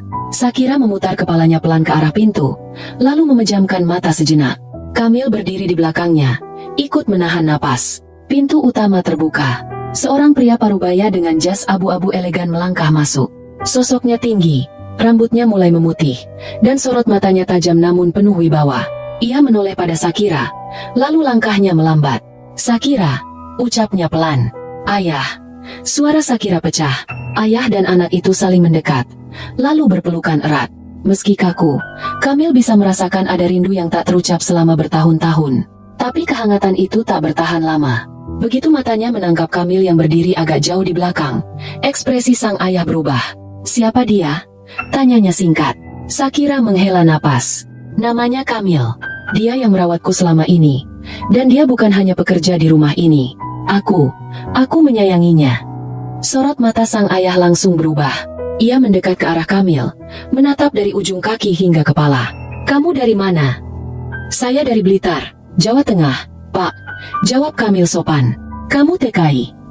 Kamil mengangguk pelan. "Saya datang ke Spanyol melalui jalur kerja legal. Dikirim oleh agen resmi. Dan sudah 3 bulan bekerja di rumah ini." Ayah Shakira menghela napas panjang, lalu duduk di kursi kepala meja makan. "Shakira, bisa kita bicara berdua saja?" Shakira menatap Kamil sejenak, lalu mengangguk. "Tolong beri kami waktu sebentar," katanya lembut pada Kamil. Kamil mundur perlahan ke taman belakang, duduk di kursi rotan sambil menatap pohon zaitun tua di ujung halaman. Dadanya berdebar, pikirannya kacau. Di ruang makan, Ayah Sakira menatap putrinya lama sekali sebelum akhirnya berkata, "Kau sungguh serius dengan pria itu?" Sakira mengangguk tegas. "Dia berbeda, Ayah. Dia baik, tulus, dan dia tak pernah memandangku dengan kasihan, meski aku dalam keadaan lumpuh seperti ini. Tapi dia bukan dari dunia kita. Dia bukan bagian dari status sosial kita. Apa kau siap menghadapi cibiran orang-orang di lingkaran kita nanti?" Sakira terdiam. Lalu, pelan ia menjawab, "Bukankah dulu aku juga memilih balapan kuda saat kau menginginkanku jadi diplomat? Tapi toh aku tetap menjalani hidup dengan pilihan sendiri. Ayah, aku tidak butuh dunia menyanjungku. Aku hanya butuh seseorang yang mencintaiku, bukan harta atau nama keluarga." Ayah Sakira menunduk. Matanya memerah. "Aku hanya takut kau terluka lagi." Sakira menggenggam tangan ayahnya. "Yang membuatku sembuh perlahan, bukan karena terapi, tapi karena Kamil. Bukan karena uang, tapi karena perhatiannya." Sore menjelang, Kamil dipanggil kembali ke ruang tamu. Ia masuk dengan langkah hati-hati, sementara sang ayah masih duduk dengan ekspresi tak terbaca. "Kamil," katanya pelan, "kalau kamu memang berniat menjalin hubungan dengan putriku, buktikan bahwa kamu bisa jadi pria sejati." Kamil mengangguk pelan. "Apa yang Bapak inginkan saya lakukan?" "Aku akan tinggal di sini selama 1 minggu. Aku ingin melihat bagaimana kamu memperlakukannya. Jika kamu sekadar mencintainya karena simpati atau karena keuntungan yang bisa kau dapat, aku akan tahu." Kamil menatap pria tua itu dengan mata tegas. "Saya tidak akan lari, dan saya akan buktikan bahwa niat saya bukan sekadar singgah." Malam itu, di balkon kamar Sakira, Kamil duduk di kursi rotan sambil menyelimuti perempuan yang kini bersandar di bahunya. Bintang-bintang bertaburan di langit Spanyol yang cerah. "Ayahmu keras, tapi aku bisa lihat, dia mencintaimu." Sakira tersenyum. "Dan aku bisa lihat, kamu mencintaiku." Kamil tak menjawab. Ia hanya menggenggam tangan Sakira lebih erat. Matahari pagi menyinari rumah besar itu dengan lembut. Namun suasana di dalamnya tak seramah cahaya yang masuk dari jendela. Sejak kedatangan ayah Sakira, suasana menjadi lebih hati-hati, penuh tekanan halus yang tak terlihat namun sangat terasa. Kamil memulai hari lebih awal dari biasanya. Ia menyapu taman, memeriksa bunga mawar yang kemarin sempat layu, lalu memotong beberapa batang lavender untuk diletakkan di vas kaca meja makan. Setiap gerak-geriknya kini terasa dinilai. Ayah Sakira kadang tak berkata apa-apa, tapi tatapannya selalu mengikuti Kamil, menilai dengan diam. Saat sarapan, suasana meja makan sunyi. Hanya terdengar suara sendok dan garpu menyentuh piring. Sakira mencoba mencairkan suasana. Kamil tadi memetik lavender dari taman. "Wangi sekali," katanya sambil tersenyum pelan. Ayahnya hanya mengangguk, lalu menoleh pada Kamil. "Kamu bisa berkebun juga?" Kamil menjawab tenang. "Saya tumbuh di keluarga petani, Pak. Berkebun sejak kecil." Gumam sang ayah, lalu kembali diam. Siang hari, ayah Sakira meminta Kamil menemaninya berjalan-jalan ke pusat kota menggunakan mobil. Sepanjang perjalanan, tak banyak yang dibicarakan. Ayah Sakira hanya sesekali menanyakan tentang kehidupan Kamil di Indonesia, tentang desa tempat tinggalnya, pendidikan, keluarganya, dan bagaimana ia bisa sampai ke Spanyol. Kamil menjawab semuanya jujur, tanpa melebih-lebihkan, tanpa merendahkan diri. "Saya cuma orang biasa, Pak, tapi saya punya prinsip. Kalau mencintai seseorang, saya harus bisa menjaga dan menghormatinya." Kata-kata itu membuat pria tua di sebelahnya terdiam cukup lama. Ia memandangi keluar jendela, menatap jalanan Spanyol yang ramai, seolah sedang menyelami makna dari kalimat Kamil. Sementara itu, di rumah, Sakira duduk termenung di kursi roda di dekat jendela balkon. Hatinya tak tenang. Ia tahu ayahnya sedang menguji Kamil. Tapi ketakutannya bukan pada hasil ujian itu, melainkan pada kemungkinan bahwa ayahnya akan memaksa mereka berpisah. Luka masa lalu masih segar dalam ingatannya. Ayahnya pernah memisahkan dia dari pria yang dulu ia cintai, hanya karena pria itu bukan dari kalangan atas. Dan kini, apakah kisah lama itu akan terulang? Ia menghela napas panjang, lalu menutup matanya sejenak. Dalam diam, ia berdoa. Menjelang sore, Kamil dan ayah Sakira kembali. Saat masuk rumah, Sakira menyambut mereka dengan senyum tipis. "Ayah banyak nanya ya?" tanyanya pelan. Kamil hanya mengangguk sambil tersenyum. "Lumayan."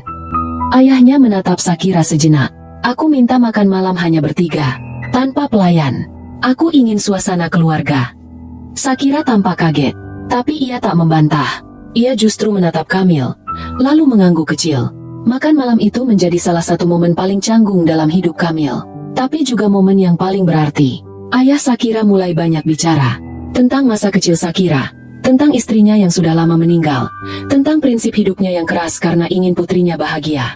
Ia bahkan menceritakan beberapa kegagalan dalam hidupnya yang jarang ia akui di depan orang lain. Kamil mendengarkan dengan hormat. Sesekali ia menjawab, mengangguk, dan menunjukkan empatinya. Akhir makan malam, ayah Shakira meletakkan sendok dengan tenang, lalu menatap Kamil dalam-dalam. Kamu memang bukan pria kaya, Kamil. Tapi aku melihat kamu punya keteguhan hati yang tidak semua pria kaya punya. Shakira menahan napas. Matanya mulai berkaca-kaca. Aku akan tetap menilai. Tapi untuk sementara, kamu boleh tetap di sini. Dan aku ingin kamu benar-benar tunjukkan bahwa kamu memang layak untuk anakku. Kamil menunduk sopan. Saya akan lakukan yang terbaik, Pak. Malam itu, di kamar Shakira, suasana menjadi lebih hangat. Ia menggenggam tangan Kamil erat sambil menyandarkan kepalanya di bahu pria itu. Ayah mulai lunak. Kamu tahu itu? Bisiknya pelan. Kamil mengangguk. Tapi aku tahu ini belum akhir ujian. Shakira tersenyum kecil. Cinta kita tak perlu terburu-buru, Kam. Asal kamu tetap di sisiku, itu cukup. Di luar, angin malam Spanyol berhembus lembut. Langit berbintang seolah ikut mengawasi cinta yang sedang diuji oleh waktu, oleh keluarga, dan oleh perbedaan yang besar. Namun di dalam hati mereka, keyakinan itu tumbuh, bahwa cinta yang tulus, meski lahir dari dua dunia yang berbeda, tetap bisa bertahan. Pagi itu hujan gerimis membasahi halaman rumah. Embun menempel di dedaunan taman, menciptakan bias bening yang indah. Kamil duduk di bangku taman belakang, memandangi pohon anggur yang mulai tumbuh menjalar ke tiang pergola. Di tangannya tergenggam sebuah amplop coklat yang baru saja ia terima dari kurir ekspres internasional. Tulisan tangan itu sangat ia kenal. Huruf-hurufnya agak goyah, seolah ditulis dengan tangan yang mulai gemetar karena usia. Surat dari ibunya di Blitar. Kamil membuka perlahan amplop itu. Kertasnya sudah agak kusut, tapi hangatnya kasih seorang ibu seolah memancar dari setiap gurat tinta biru di sana. Ia membaca perlahan, menyerap setiap kata. Nak Kamilku yang jauh di negeri orang, ibu di sini sehat, walau sering batu kecil karena udara dingin. Ladang kita kini ditanami padi, bapakmu yang mengurus bersama tetangga. Tapi ibu ingin bilang satu hal, hati-hati di sana. Ya, nak, jangan terlalu percaya pada kemewahan. Jangan lupa salat. Dan kalau kamu bisa, pulanglah, meski cuma sebentar. Ibu kangen sekali. Kamil tak mampu menahan air matanya. Hujan rintik makin deras, tapi ia tetap duduk di sana. Dedaunan bergetar diterpa angin, seolah ikut merasakan getirnya perasaan Kamil yang terbagi dua, antara cintanya pada Shakira, dan rindunya yang dalam pada ibunya. Sore harinya, Kamil memasak sendiri di dapur. Ia membuat sayur asem dan tempe goreng. Bau masakan khas Indonesia itu menyebar ke seluruh rumah. Beberapa pelayan bahkan mendekat penasaran. Shakira yang duduk di ruang baca, menoleh dan tersenyum. Wangi apa ini? Seperti ada rempah-rempah eksotik. Kamil mendekat sambil membawa nampan berisi 2 piring nasi, sayur, dan tempe. Aku masak makanan dari kampungku. Boleh aku ajak kamu makan di taman belakang? Shakira mengangguk cepat. Tentu saja. Di taman belakang, mereka makan berdua. Shakira mencoba tempe goreng dengan hati-hati, lalu mengangguk perlahan.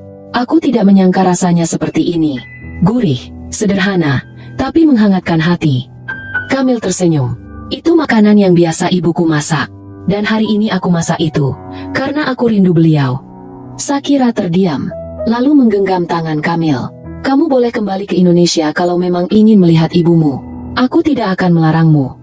Kamil menatapnya. Aku ingin, tapi aku takut meninggalkan kamu sendirian.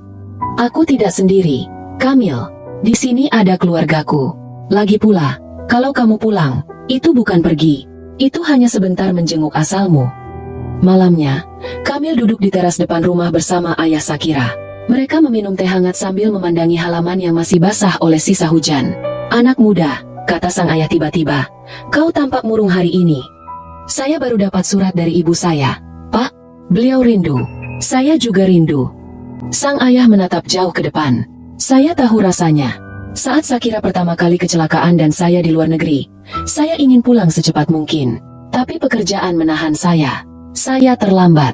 Dan sejak itu, saya janji tak akan menahan siapapun yang ingin pulang menemui keluarganya. Kamil terdiam. Pulanglah, lanjut sang ayah. Tapi janji padaku satu hal. Kembalilah. Malam itu, Shakira mengantarkan Kamil ke kamar dengan senyum tipis. Kalau kamu pergi, aku akan menunggu. Tapi boleh aku egois sebentar? Apa maksudmu? Tanya Kamil. Sakira menatapnya, lalu perlahan menarik leher Kamil dan memeluknya erat. Tidurlah di sini malam ini. Aku cuma ingin dengar detak jantungmu. Aku butuh itu, agar aku kuat saat kamu pulang ke Indonesia. Kamil mengangguk pelan. Aku juga butuh pelukanmu, agar aku punya alasan kuat untuk kembali. Di kamar yang sunyi itu, dua hati yang berbeda benua menyatu dalam keheningan. Tak ada hasrat berlebih, hanya cinta yang tulus dan pengertian mendalam. Di luar, hujan telah berhenti, tapi dalam dada mereka, hujan rindu dan kehangatan belum benar-benar reda. Pagi itu, udara terasa berat.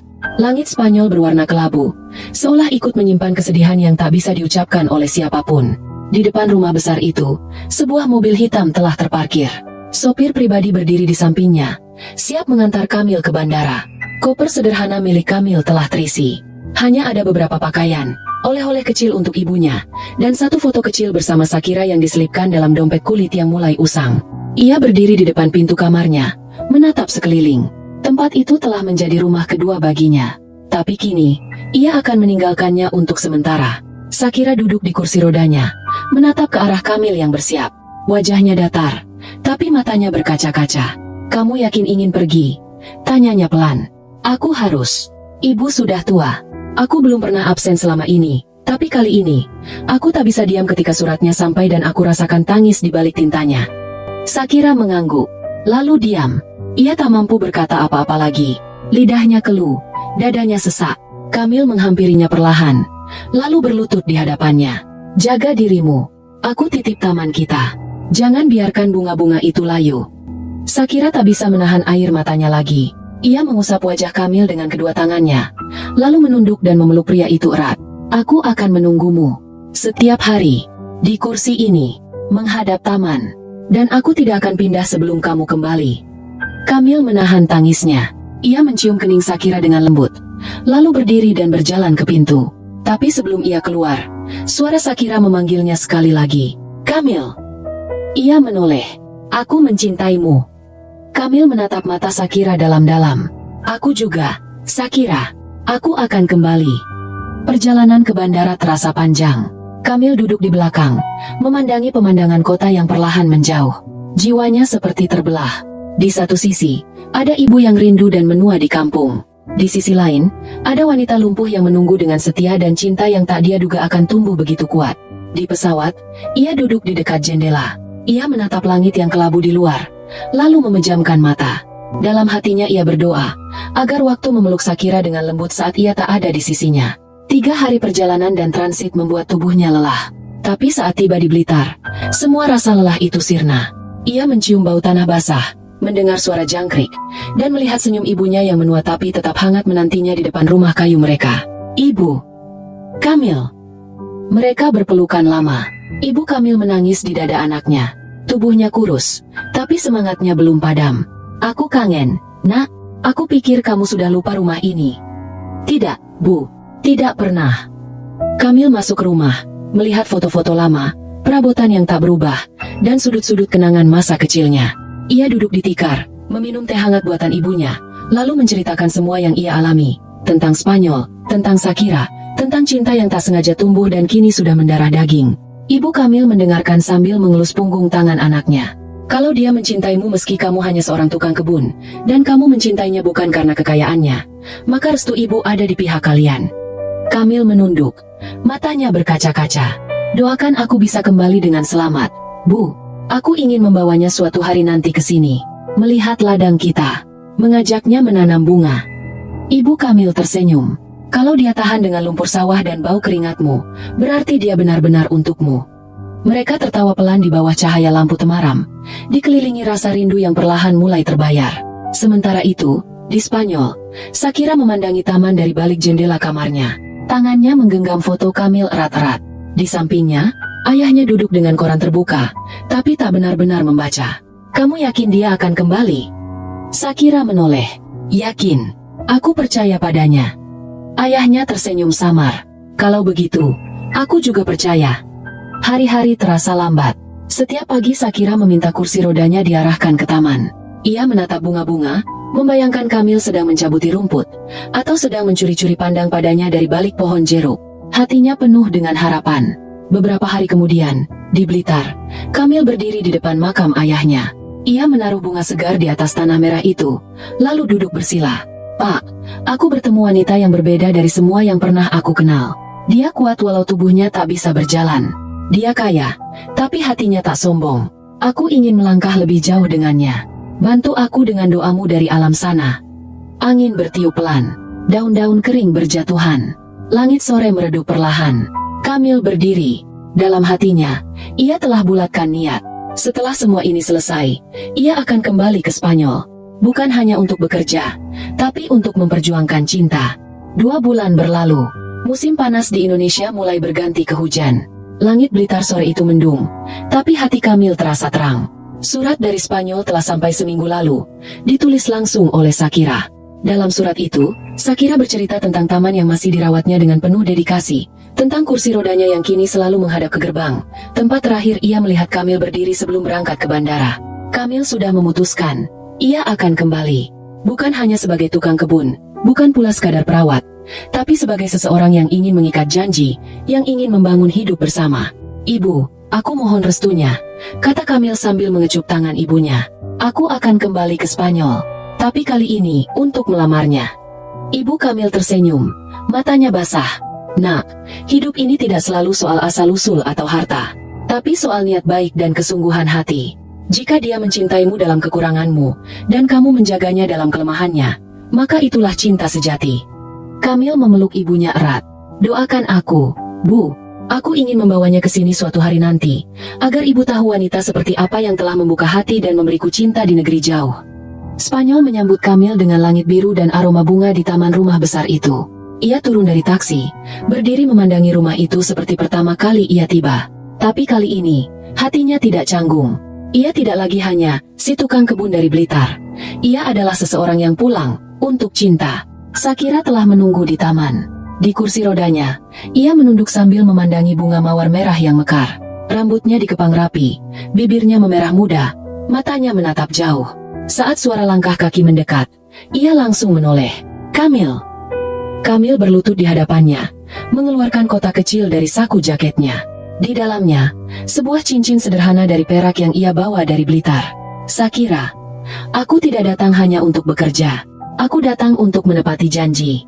Menjagamu, menemanimu, mencintaimu bukan karena kamu janda kaya, tapi karena kamu wanita paling kuat dan tulus yang pernah aku temui. Sudikah kamu menjadi istriku?" Shakira terisak. Ia mengangguk berulang kali, lalu meraih tangan Kamil dan menggenggamnya erat. "Ya, aku bersedia." Dari balik jendela, ayah Shakira menyaksikan adegan itu dengan senyum penuh haru. Ia tahu, anaknya tak pernah sebahagia ini. Bukan karena pria itu seorang bangsawan, bukan karena ia seorang cendekia, tapi karena Kamil adalah pria yang hadir di saat ia terpuruk, dan tidak pernah memandang rendah dirinya. Pernikahan mereka berlangsung sederhana. Hanya di taman, di tengah bunga-bunga yang Kamil tanam sendiri. Para pelayan, rekan Shakira, dan beberapa keluarga dekat menjadi saksi. Tak ada pesta mewah, tapi ada kebahagiaan yang melimpah. Beberapa bulan kemudian, mereka berdua pergi ke Blitar.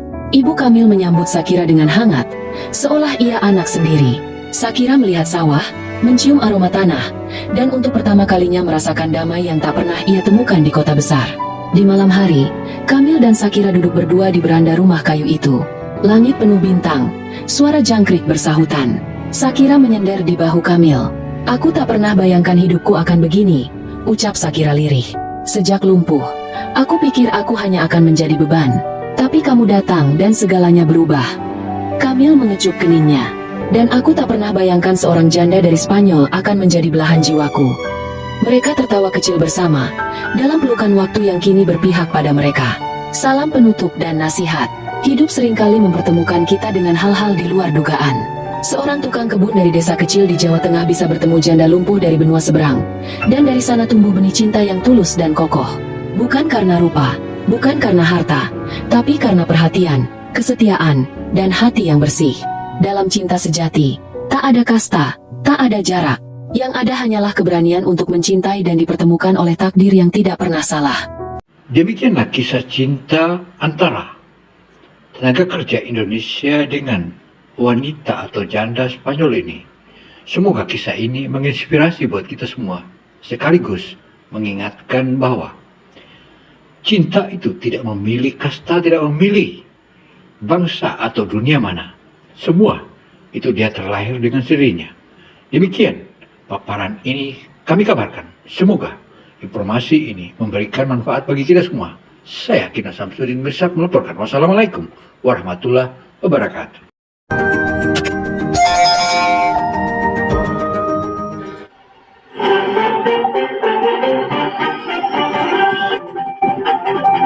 Gino Motivator menyajikan berita-berita dan kisah-kisah sedih yang memberikan kita motivasi. Ayo ikuti dan tontonlah hingga akhir.